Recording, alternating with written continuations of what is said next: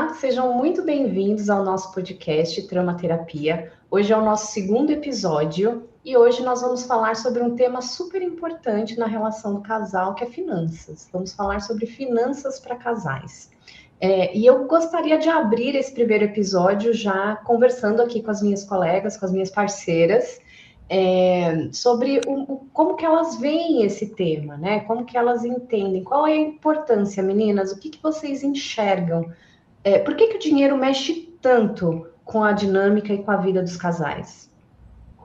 Acho que mexe muito porque cada pessoa vem de uma história com dinheiro, uma história familiar, história de outros relacionamentos. Cada pessoa tem crenças sobre dinheiro. E dinheiro, assim como sexo, por exemplo, é um tema muito tabu. Muito tabu, as pessoas elas têm medo de falar sobre dinheiro, medo de falar quanto que ganha, o que faz para prospectar, para poder ganhar mais, medo de falar, às vezes, sobre objetivos gananciosos, que podem ser, por exemplo.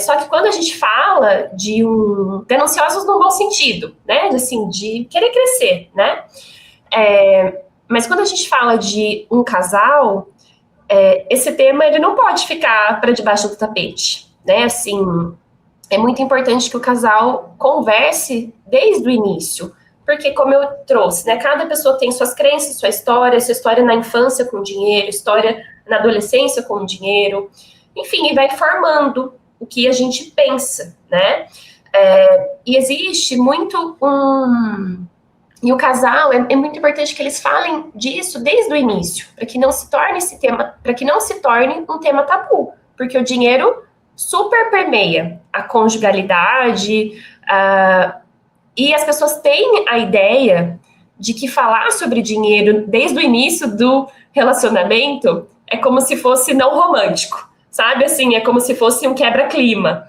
Para que vai falar sobre dinheiro logo no início, né? Mas, claro, a gente não precisa chegar falando assim, quanto você ganha, não é sobre isso, né? Mas pensar em objetivos, entender como que a pessoa lida com o dinheiro, observar a família dessa pessoa, como que a família lida com o dinheiro, porque daí a gente já pode ter algumas ideias de como aquela pessoa pode ser que lide, né? A gente, em março, meninas, que a gente inaugurou o nosso Clube do Livro, foi em fevereiro. Em fevereiro, né? A gente inaugurou o Clube do Livro e nosso primeiro clube, para quem não sabe, a gente tem um Clube do Livro, e a nossa ideia é pensar em livros que trabalhem as temáticas que permeiam um casal. Então, a gente fala sobre sexualidade, a gente vai falar sobre comunicação, a gente vai falar sobre compaixão para casais, e o nosso primeiro encontro foi sobre finanças, né? E aí, a última coisa que eu vou falar antes de passar a palavra para vocês, a gente leu o livro que chama Infidelidades Financeiras, da autora Mara Luque. Ela esteve presente com a gente no nosso primeiro encontro. E eu estava comentando com as meninas esses dias que tem uma crônica que me chamou muita atenção, que ela conta a história, né, de um casal que estava se encontrando ali pela primeira vez. Eles iriam se conhecer, eles não eram um casal ainda. E essa mulher, ela viajou para encontrar esse cara, ela pagou o hotel para encontrar esse cara, ela deixou de trabalhar para encontrar esse cara, ou seja, deixou de ganhar para encontrar esse cara. E no primeiro encontro deles, na hora de dividir a conta, ele quis dividir a conta. Ele não fez a gentileza de pagar a conta. E aqui, sem entrar no mérito o homem que deve pagar a conta, não é este lugar que eu quero chegar, mas no lugar de como seria nesse primeiro momento, por exemplo, algo equitativo, algo que promovesse uma divisão justa entre essas duas pessoas que estavam se conhecendo. Então, não é que eles necessariamente precisariam falar sobre dinheiro no primeiro encontro, mas, querendo ou não, a vivência deles já estava refletindo muito sobre o que cada um pensa sobre dinheiro, e cada um foi ali com algumas expectativas que foram frustradas, enfim. E aí, lá na crônica, lá na história, conta que essa mulher nunca mais quis ver o cara. Mas, enfim, então o que eu quero dizer é que desde os primeiros encontros, a gente o dinheiro já permeia, né, esse futuro casal, essa relação. Já está ali implicitamente, né? Eu fiquei pensando, assim, o que eu percebo, né? Como uma das principais dificuldades, até talvez esse processo de construção sobre trazer, né, a presença do dinheiro para a relação, é que às vezes ele fica muito marcado no sentido de falar sobre dinheiro, mas muitas vezes correlacionado com as dívidas, né? Então a gente tem uma tendência maior de falar sobre os boletos, sobre as coisas a serem pagas, sobre a escassez, ou às vezes nem sempre sobre a abundância, né? Mas que aí as crônicas que a gente deu foi muito interessante, porque trazia um pouco disso também, né? Das dificuldades e às vezes esse destaque também em relação à abundância ali do dinheiro, né? Mas o que eu quero colocar é que eu acho que um fator que dificulta os casais falarem, tratar sobre dinheiro é justamente direcionar essa seta muito mais para os problemas que envolvem o dinheiro e não somente para, enfim, as outras coisas também, né? O quanto que isso pode construir a vida conjugal, a vida familiar, o quanto as representações que tem o dinheiro em relação a poder, a acesso, enfim, a gente sabe que são muitas camadas, a parte emocional também, né? Quando a Mari traz esse aspecto, né, do sendo um tabu, eu acho que também tem uma associação com o emprego emocional que a gente tem com o dinheiro de forma individual. Então, às vezes, falar sobre o quanto que o dinheiro nos envolve, né, em relação à vergonha, à inveja, à ambição, né? Ter uma leitura emocional sobre a nossa relação com o dinheiro é muito válido para que a gente consiga trazer isso para o nosso relacionamento de uma forma mais saudável, né? E outra coisa que eu também considero como um problema, talvez a palavra não seja um problema, mas como um obstáculo a ser cuidado, né? Nossas reflexões giram um pouco em torno disso, né? De provocar maior qualidade no relacionamento, com a construção do nós, né? Da conjugalidade em si, porque às vezes percebe-se um movimento em lidar com o dinheiro de uma forma muito individual, cada um cuidando, nem sempre com problemas, né, em relação ao dinheiro, mas cada um lidando com o dinheiro de forma muito individual, e aí a relação vai pedindo essa construção do nós, né, da conjugalidade ali, né, desse terceiro elemento, como é que a gente lida com o dinheiro nesta unidade, né, do relacionamento. Então, eu acho que, às vezes, algumas situações acontecem por essa dificuldade, né, de ceder, de considerar o outro lado, de pensar de uma forma coletiva. Então, esses eixos, esses dois eixos que eu acho que se destacam um pouco no que afetam os casais, a parte emocional e pensar em conjunto. É interessante isso que vocês trazem, né? Porque eu fiquei pensando muito no que a Mariana falou sobre o dinheiro atravessar a relação, e esse livro que nós tivemos acesso, né, até com a participação muito bacana da autora, ele vem trazendo começando com essa crônica do conhecer, mas trazendo quanto o dinheiro atravessa essa relação de forma muito intensa, né? Porque, como a Mariana trouxe, por mais que não seja necessário discutir profundamente sobre o dinheiro nesse primeiro encontro, ele já permeia ali, né, para os acordos que as pessoas vão fazer nesse sentido de quem paga a conta, e depois, né, em todo esse processo do casamento, que seja a festa de casamento, que seja o ter ou não filhos, né, mudanças de emprego, toda essa questão que vai impactar o casal, né, até mesmo em outros momentos. E a autora traz como essa questão uma das últimas crônicas, a questão de um casal que me marcou também, né, assim como a Mariana falou, me marcou a questão de um casal que o homem precisava fazer um tratamento de saúde e a mulher não tinha conhecimento sobre uma conta bancária que poderia auxiliar nesse tratamento. Então, assim, quanto conversar sobre dinheiro, e aí, como a Bruna traz essa questão do nós, né? Quanto trazer essa questão, por mais que também tenha o que é protegido de cada um, mas trazer sobre o nós, trazer sobre planos, quanto o dinheiro permite com que o casal faça planos, né? Juntos e individualmente, mas quanto a questão financeira permeia essas relações, as escolhas, a troca entre o casal, né, nesse sentido. Então, acredito que seja muito importante e realmente ainda é um assunto tabu, né? Por isso que ainda causa tantos conflitos e tantas questões aí para o casal. Estava aqui ouvindo vocês e o tempo inteiro eu estava recordando de que há muito tempo atrás eu fiz um curso, muito tempo mesmo, ali, sei lá, em 2014 mais ou menos. Eu estava numa fase da minha vida em que eu estava revendo a minha carreira. Eu venho do mundo corporativo, então, antes da minha filha nascer, eu trabalhava com recursos humanos. E fiz a migração para a área clínica desde então. Então, faz, sei lá, 14 anos mais ou menos que eu estou na área clínica.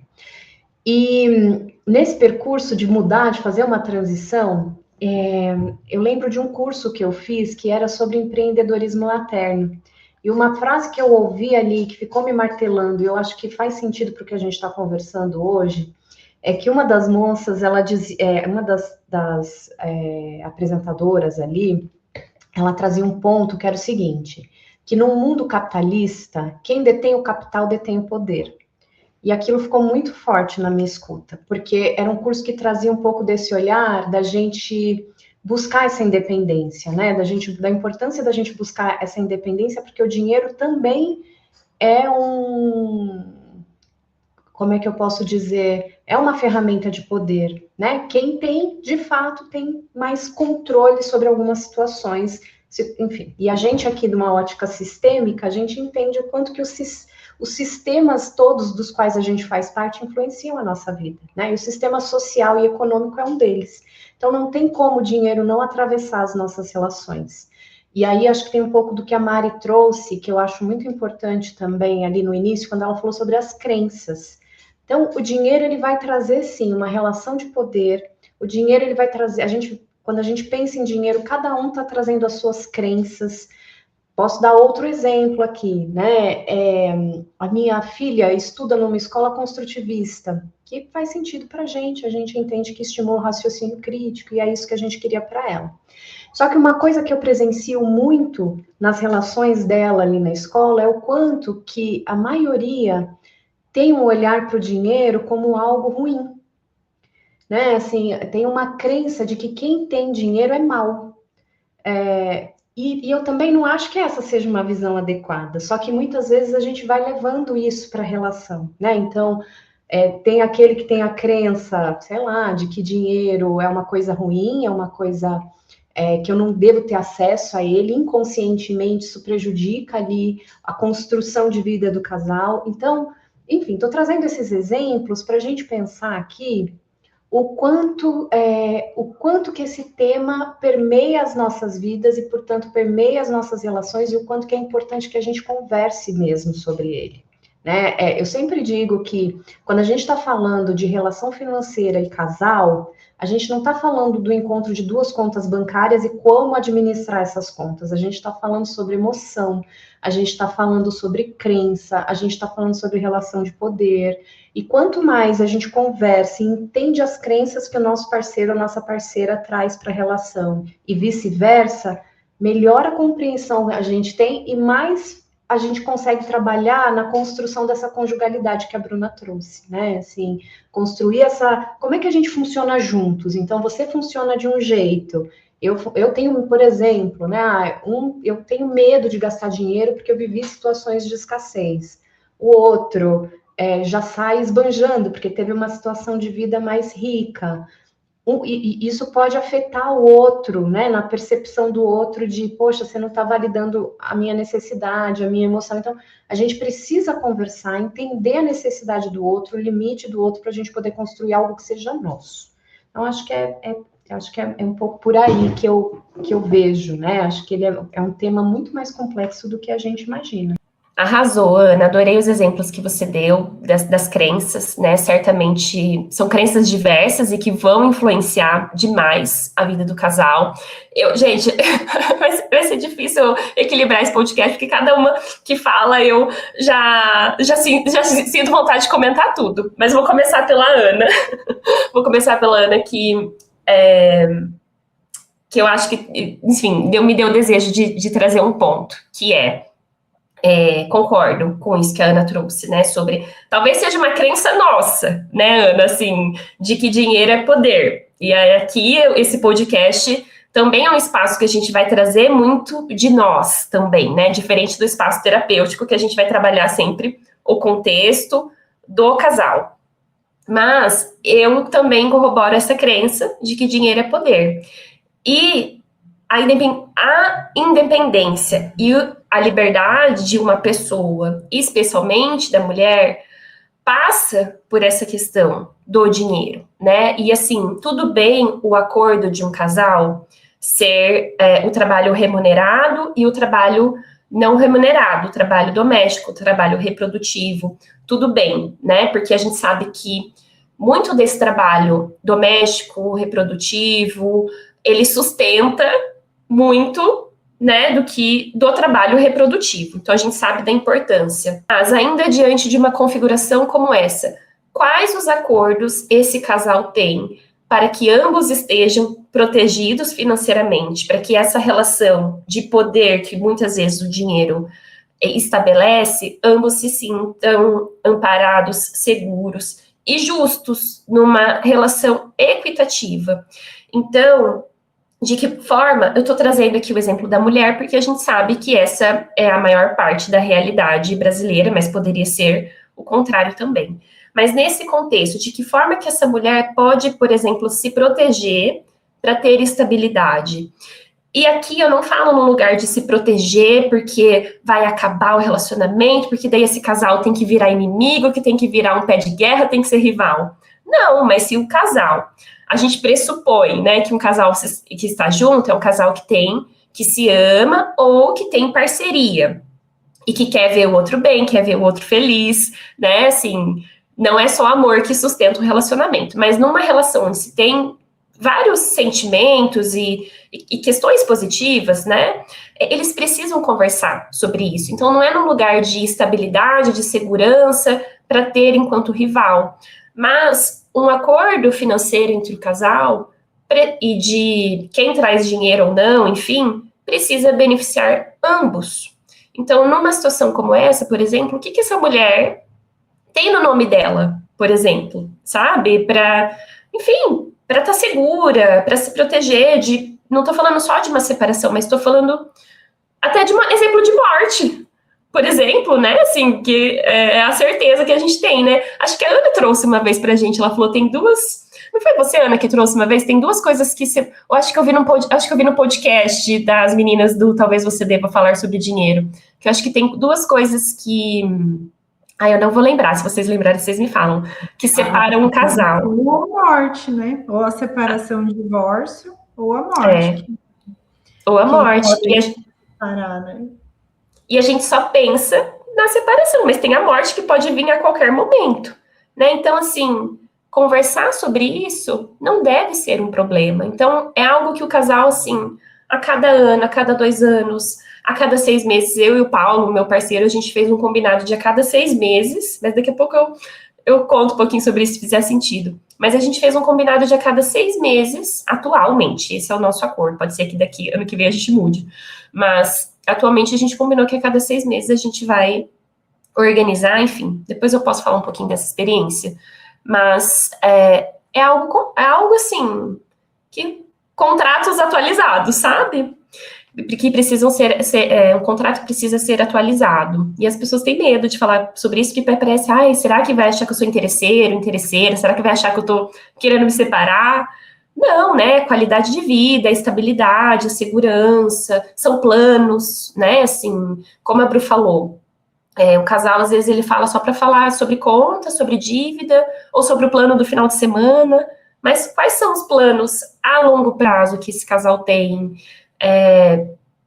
enquanto casal, né? A gente precisa pensar, quando a gente está falando de finanças de casal, numa individualidade e numa conjugalidade, né? A gente precisa ter planos individuais, mas a gente precisa ter plano curto, médio e longo prazo, em casal.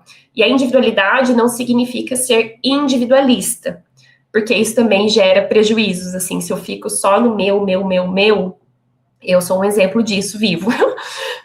E me debati até entender que isso não era bom, ser muito individualista.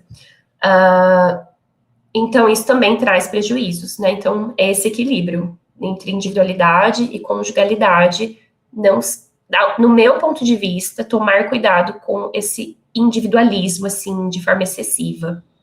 Eu queria complementar, porque eu acho que a Mari trouxe um ponto muito importante aqui, que é sobre os acordos entre os casais. E eu acho que é um ponto importante para a gente, porque assim, a gente não está aqui para ditar regra e para dizer o que é certo e o que é errado, né? E eu achei importante ela trazer isso, porque eu acho que isso deixa claro a nossa proposta. Porque não tem certo e errado, tem os acordos que funcionam para cada casal. E a Mari tocou num ponto importante, que é acordos, muitas vezes, em que um dos parceiros, geralmente a mulher, ela abre mão do trabalho remunerado para exercer as atividades ali do trabalho reprodutivo, do trabalho do cuidado, da casa. Esses dias eu estava vendo uma pesquisa que talvez seja até óbvia para a gente, mas o número acaba chamando a atenção, né? Que 96% das pessoas que abrem mão do trabalho remunerado para exercer as atividades relacionadas ao cuidar são mulheres. Uma coisa que a gente sabe, mas que o número vem e choca. Então, assim, a gente não está dizendo aqui, eu acho importante reforçar isso, né? De que a gente não está dizendo que está certo ou está errado, mas que se esse é o acordo do casal e se isso funciona para o casal, essa conversa precisa ser tida. Alguém está abrindo mão desse recurso que socialmente traz segurança para a gente, né? Então, alguém está deixando de exercer essa atividade remunerada, isso precisa ser conversado entre o casal, né? Eles precisam dialogar para entender, tá bom, então você vai exercer as atividades do cuidado e eu vou estar exercendo as atividades remuneradas, mas esse dinheiro é nosso. Os dois precisam estar em segurança dentro dessa relação. Quais os acordos que a gente pode fazer para que isso funcione? E não é falta de romantismo. Uma de vocês falou sobre o romantismo, a ideia, né? A gente tem uma ideia de que quando a gente entra numa relação, a gente não pode falar de dinheiro, porque dinheiro remete a interesse. Mas é interesse de ambos. Não é interesse no sentido de desvalidar o sentimento que tem daquela relação. É no sentido de que a gente está formando uma sociedade mesmo, né? Uma parceria e que vai impactar. Hoje está tudo bem, a gente torce para que a relação continue bem, para que a gente consiga construir uma relação duradoura e longa, né? Mas se alguma coisa acontecer no meio do caminho, porque são os controles que a gente não tem, ambos precisam estar respaldados, né? Então, acho que esse é o ponto. Tá tudo bem a gente fazer acordos e um dos nossos acordos ser você vai para o trabalho remunerado e eu fico. Mas isso precisa ser falado, conversado e até, quem sabe, com um advogado de família para ter ali o respaldo. E aí eu bato na tecla, não é falta de romantismo, né? É justamente pelo bem da relação, né? Para que a gente continue bem, mesmo caso a gente resolva se separar no futuro. Não é essa a proposta, mas a gente precisa ter essa tranquilidade de que ambos estão respaldados. É só isso que eu queria acrescentar, porque eu acho que é um ponto importante. Vou ouvindo, né, e pensando assim, vocês trouxeram bastante sobre a questão de não ser a proposta, né, de sair da relação. Mas quanto o dinheiro, ele dá esse suporte, né, para a escolha da pessoa também, a partir dessa questão, né, e hoje nós temos a questão das violências, inclusive, né, dentro das relações, e que ter essa condição financeira e esse poder, né, financeiro permite com que mulheres façam escolhas a partir dessa relação, de poder fazer outras coisas, né? De poder retomar a vida em outros lugares, fazer novas escolhas, se proteger de certas formas, né? Então, pensar nesse dinheiro, né? Nessa relação, enquanto processo ali na relação do casal, no dia a dia, para planos, para poder fazer escolhas dentro da relação também, né, individuais e coletivas, mas que também para outras possibilidades, caso necessário, né? Nós vamos ouvindo muitos casos, e eu me lembrei de um caso de uma colega que há alguns anos acompanhei o início de uma relação, e eles do namoro decidiram que eles queriam ter alguns filhos, acho que 3, 4 filhos, e que ele daria um valor, assim, ele trabalhava e ela decidiu abrir mão do emprego remunerado, e eles fariam um acordo que ele teria ela receberia um valor por esse trabalho também, então uma porcentagem do que ele recebia. E eles entenderam que isso era muito justo, né? Para além das contas da casa, para além do que acontecia ali. É claro que cada pessoa, cada casal podendo fazer um acordo de forma que seja justa, né? Que cada um compreenda que é possível.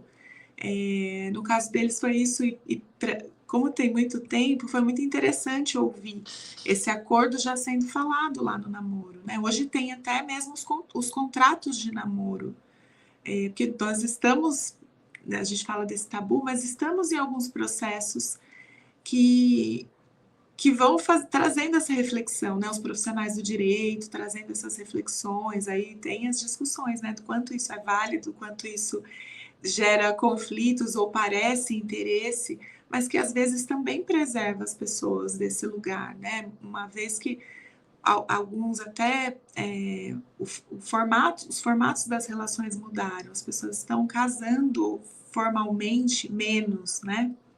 Então, muitas pessoas morando juntas, e que isso também, alguns contratos, algumas formalizações vão protegendo os dois que estão nessa relação, né? Enquanto parceria.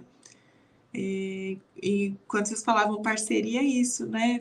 Fiquei pensando, nós, enquanto parceria, conversamos sobre isso o tempo todo, né? Parcerias de trabalho, parcerias outras. Enquanto casal, por que seria diferente, né? A gente não poder conversar sobre isso, uma vez que é uma relação muito íntima, que precisa atravessar essas discussões, ter como atravessamento essas discussões, né? Não deixar para momentos de conflito, momentos que as coisas estão mais inflamadas. Só um comentário muito breve, né? Ali falou sobre os contratos de relação às pessoas estão optando, né? Às vezes por não formalizar, mas o não formalizar também tem impacto, né? Assim, não é porque as pessoas estão não formalizando que isso não vai ter impacto financeiro, porque isso já se configura enquanto um regime, né? Então, assim, às vezes as pessoas fogem disso porque não quer lidar com isso, mas não adianta, assim, o relacionamento também é um contrato, né? Então, assim, não tem por onde escapar, não tem por onde escapar, assim, vai precisar conversar, negociar, fazer acordo, falar. Freud já dizia que a negação não é um caminho, né? A gente negar não é um mecanismo de defesa que ajuda na maioria das vezes. E o quanto que isso, assim, também pode ser identificado como um sintoma da relação, né? Não dizer, né, qual que é o significado atribuído com isso, assim, né?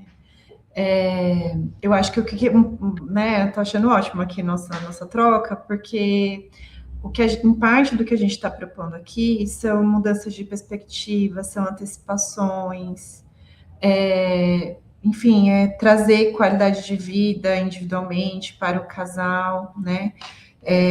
Enquanto terapeutas, assim, né? Uma coisa que eu até queria ouvir depois vocês um pouco sobre isso também, mas às vezes o casal, ele aguarda o momento da terapia para falar sobre essas pautas importantes, né?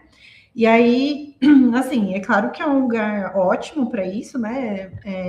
Mas eu acho que é bacana de sensibilizar isso, né? E levar para outros momentos, assim, né? Realmente para tirar um pouco dessa camada, né? De tabu mesmo, de reticência de trazer esses assuntos. Eu acho que isso convoca para que também tenha uma sensibilidade, né? O que é que está acontecendo entre nós, ainda que seja pela via dos problemas, das dificuldades, mas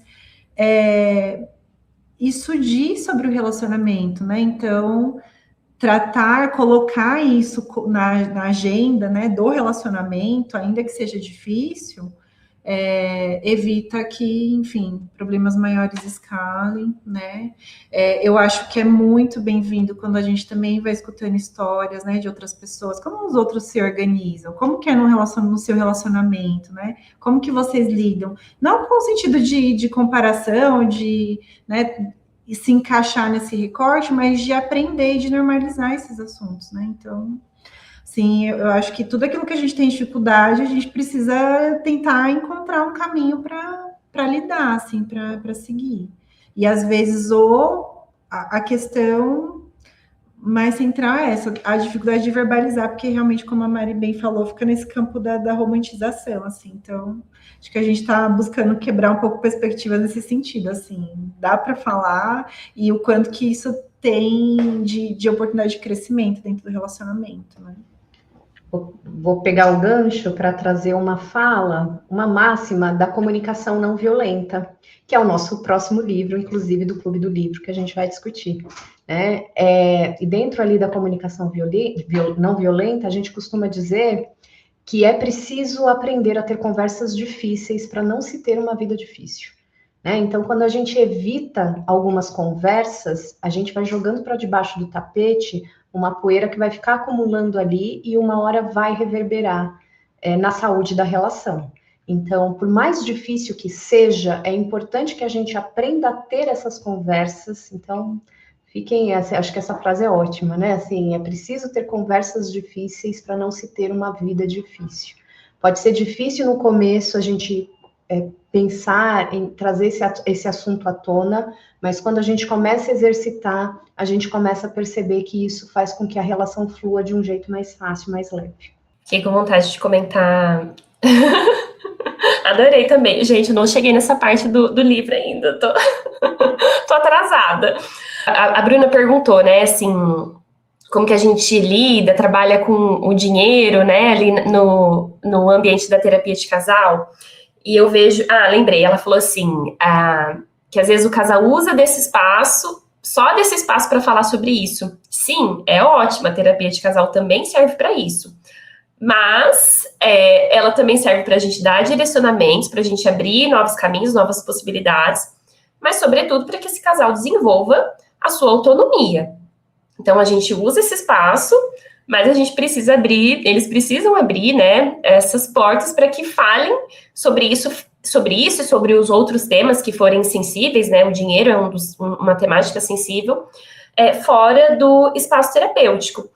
E eu já tive, assim, situações muito interessantes, né, justamente da pessoa aguardar aquele espaço para falar sobre o dinheiro, e é muito engraçado como hoje, desde o ano passado, desde 2024, eu venho estudando mais sobre dinheiro, lendo livros sobre dinheiro, ouvindo podcast sobre dinheiro, então está permeando muito a minha vida, e o quanto hoje eu me sinto mais segura para trabalhar sobre dinheiro com os casais, porque eu estou muito mais embasada, eu tenho muito mais segurança.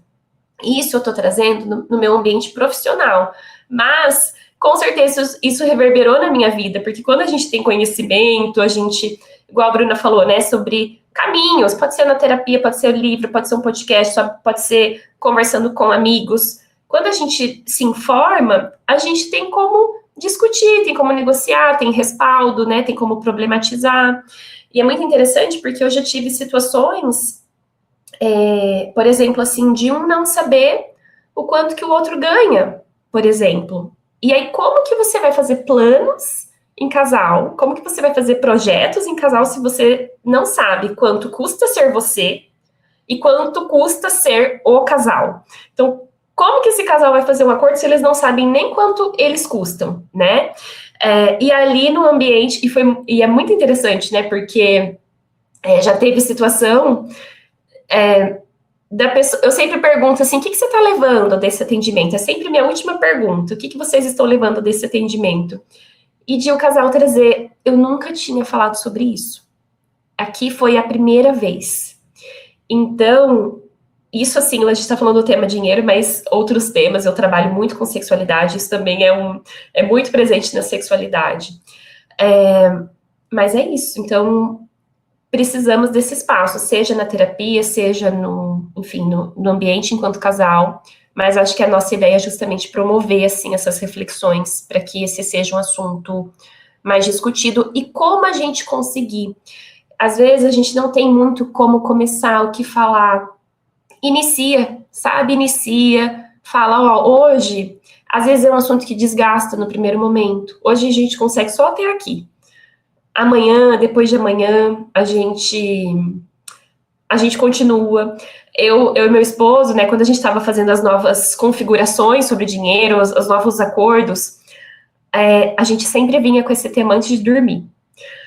E aí, depois de um tempo, a gente falou, cara, não tá funcionando, a gente tá dormindo mal, os dois estão indo dormir estressados, dormem mal, e a gente falou, então, um acordo que a gente vai fazer para falar sobre dinheiro não vamos falar isso antes de dormir.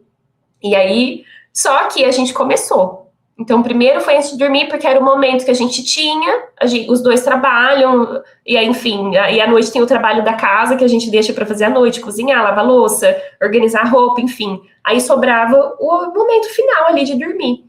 E foi assim que a gente começou, né? Assim, não começou, porque a gente desde o começo fala, mas da forma como a gente precisava falar naquele momento de vida, né? Pensando em aquisições maiores, enfim, né? Então, a gente começou assim, falando à noite, a gente entendeu que a noite não era um bom momento e a gente foi mudando, sabe? O momento que a gente viaja, a gente fala, nossa, que bom, porque daí ninguém tá no celular, ele tá lá no carro dirigindo, eu tô assim, como copilota, prestando atenção nas coisas. Aí ele fala, nossa, como é bom, porque a gente tá livre, assim, para falar. Então, é um lugar, por exemplo, que a gente gosta. Então, até sobre como falar, porque precisamos ter essa conversa difícil. E aí entender o possível. Vou pegar a palavra da Liliane, gente, vocês vão ver que a Liliane sempre tá falando possível e processo. Eu falo mesmo, vão me ouvir falando possível e processo. E possibilidade. Mas eu fiquei pensando nessa questão desse espaço de terapia enquanto conversa. É muito legal, Mar, você trazer do que funcionou para vocês enquanto momento de conversar, né? Porque também não precisa ser nada engessado, assim, não precisa ser um tratado, né? Falar sobre isso. Mas ainda trazendo sobre, às vezes é onde começa, né? Em alguns momentos começa de forma mais formal, menos cuidadosa, né? E mais nos incêndios, mas depois vai podendo acontecer também nesses espaços de tranquilidade, porque não precisa ser, e vem a partir das crenças, né? Essa coisa de falar sobre dinheiro é muito difícil, é penoso, né? Essa questão da ambição, que é como algo negativo, mas que a gente precisa atravessar essas reflexões e essas conversas, né? Mas eu fiquei pensando no que a Bruna trouxe também sobre esse espaço de terapia enquanto espaço para troca sobre a questão de finanças, e eu me lembrei de uma série muito atual, acho que é Casais em Terapia, tá na Netflix, e eles têm um episódio que são casais, eu acho que do Reino Unido, e eles trazem várias situações, né, vários momentos, e a terapeuta auxilia nesse processo. E tem um casal que o rapaz fala durante a terapia que ele estava desempregado há 2 meses e que fazia esse processo de sair para o trabalho, enquanto a esposa saía também, para não contar que ele estava desempregado, né? Que já tinha uma situação ali de diferença salarial, ele já não se sentia bem financeiramente com essa diferença. Então, isso ampliou, né? Então, assim, quanto algumas questões elas vão sendo tão intensas, né? E a partir de crenças, de questões sociais também, né? Dessa posição social, principalmente voltada ao homem, que atravessa essa questão de gênero, né? Mais uma vez, assim, então, que tem que ganhar mais, né? Essa questão do quanto precisa ter mais, né? Para estar socialmente, até com o poder, né? Com essa questão dentro dessa relação. Então, indico também, acho que é interessante para a gente pensar nas relações aí, quanto isso é tabu, né? Me chocou nesse sentido de pensar, nossa, 2 meses, né? Olha só quanto sofrimento até, quantas questões puderam acontecer aí para essa pessoa segurar essa informação por tanto tempo, com dívidas e tudo mais, né? Mas percebe-se que não se falava sobre dinheiro, né? Então, quanto algumas questões e algumas crenças vão podendo impactar aí para essa relação e causar sofrimentos, causar distanciamento, porque aí tinha silenciamento, segredo, né? Uma série de coisas que vão impactando para a vida desse casal. Diante de tudo que a gente falou até o momento, assim, não tem muito a ver com o que vocês falaram agora, mas o que ficou para mim, o que fica para mim muito dessa conversa, e que eu percebo que eu tento bater na tecla quando eu trabalho sobre finanças em casal, finanças com os casais que eu atendo, é uma palavra, né, que eu acho que ela representa bastante do que eu, pelo menos nas minhas falas, né, eu acho que nas falas de vocês também, mas é a gente pensar numa divisão, no funcionamento, num acordo que seja equitativo, e não de igualdade, né, porque os casais, cada pessoa vai estar num momento diferente, vão ganhar diferente, vão ter trabalhos diferentes, valorizações sobre o trabalho diferente, às vezes um tem um trabalho super valorizado, o outro não. Então, o que é justo e equitativo para aquele casal, sabe? Assim, então, às vezes, essas divisões, né, elas não vão ser 50-50, porque isso também pode pode não ser bom, a gente vai dividir tudo, porque esse é para ficar igual. Não, muitas vezes isso não vai tornar esse casal igual, vai tornar esse casal muito desigual. Então, a palavra que fica para mim é muito como são acordos que favorecem esse lugar de equidade dentro do relacionamento. Então, por exemplo, um casal, ele precisa olhar para os trabalhos que eles exercem, trabalhos remunerados, trabalhos não remunerados, quais os papéis que cada um desenvolve dentro do relacionamento, qual o tempo para desenvolver esses trabalhos, e pensar em acordos equitativos, né? Eu estava ouvindo, eu sigo uma mulher que fala sobre finanças, e ela estava trazendo, vou trazer o exemplo dela, porque ela expôs isso na mídia, assim, para quem quisesse ouvir, então eu vou trazer essa história, né? Ela estava trazendo que no começo, quando ela estava começando a namorar o namorado dela, ele prestava concurso, ele não trabalhava, acho que ele ganhava bem pouquinho, e ela ganhava muito mais.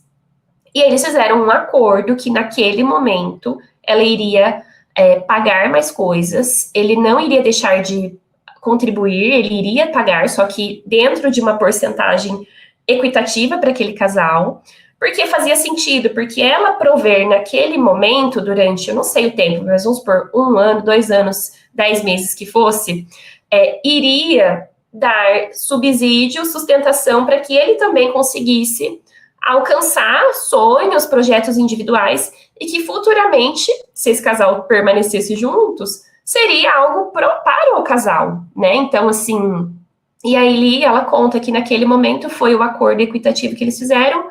Hoje ela traz que eles ganham igual, bem parecido, então, que daí acaba ficando... O equitativo é ficar 50-50, né? Mas naquele momento pode ter sido 90-10, enfim, 70-30. Então, eu acho que pensar nessa palavra de equidade é muito saudável, faz muito sentido. Para isso, os casais vão precisar entender, mais uma vez, quanto custa ser você, quanto custa ser cada um, quanto custa ser o casal. Então, para poder ter essa clareza, para poder fazer os combinados. Então, fica muito para mim.